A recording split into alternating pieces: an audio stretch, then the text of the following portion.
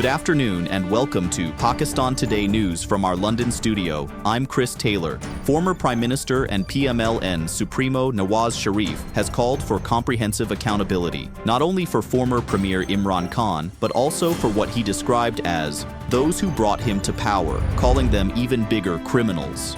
Speaking on Pakistan's economic trajectory, Nawaz Sharif argued that before the 2018 elections, the country enjoyed stable growth and low inflation, but political upheaval derailed progress and forced Pakistan into repeated IMF dependence. He praised the current PMLN-led government for initiatives such as low-cost housing, free healthcare, green bus services, and expanded social welfare programs, saying these steps are helping restore stability. In other political developments, the Pakistan Tehreek-e-Insaf has circulated an internal memo establishing a strict chain of command across party structures, from central leadership down to district and tehsil units.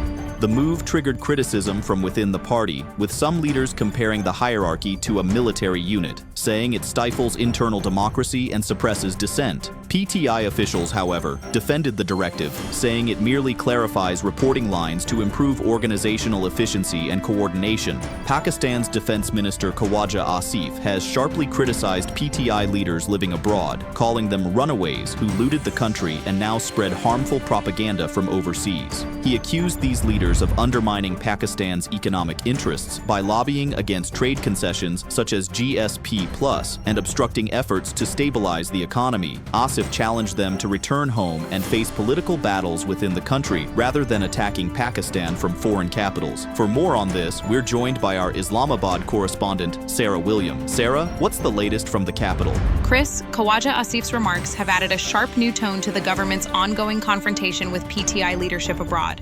Officials here in Islamabad say overseas political campaigning against Pakistan's economic interests risks complicating negotiations with key trade partners.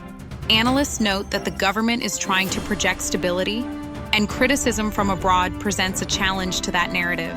Meanwhile, PTI sources insist their overseas members are simply highlighting what they see as rights violations at home.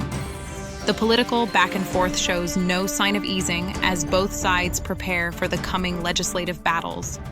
Thank you, Sarah. Turning to international economic cooperation, Pakistan and Bahrain have agreed to boost bilateral trade from over $550 million to $1 billion within the next 3 years. The initiative is supported by progress on the Pakistan-GCC Free Trade Agreement and recently relaxed visa regulations, both expected to accelerate investment opportunities. Leaders from both countries also encourage Bahraini investors to explore sectors such as food security, IT, construction, minerals, renewable energy, health, and tourism. Discussions are also underway to improve port-to-port connectivity between Karachi or Gwadar and Bahrain's Khalifa bin Salman port. In defense cooperation, a joint counter-terrorism exercise known as Al-Batar II between the Pakistan Army and the Royal Saudi Land Forces has concluded successfully.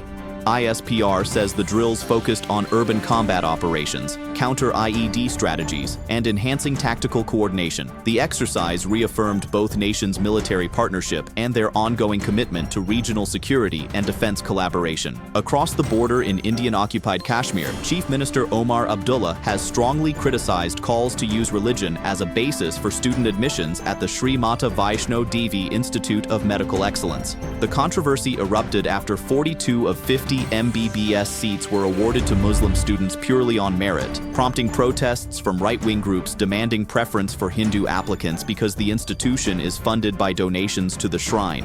Abdullah said the debate was a stark reminder, especially on Constitution Day, of the need to uphold India's constitutional values, equality, secularism, and protection for all citizens.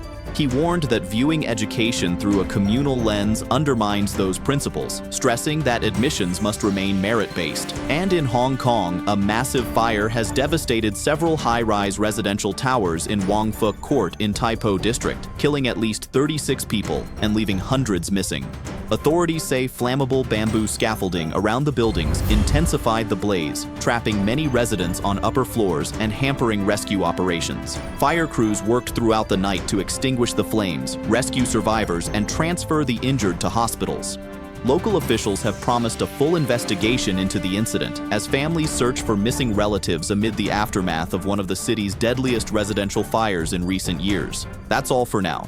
You're watching Pakistan Today News. I'm Chris Taylor.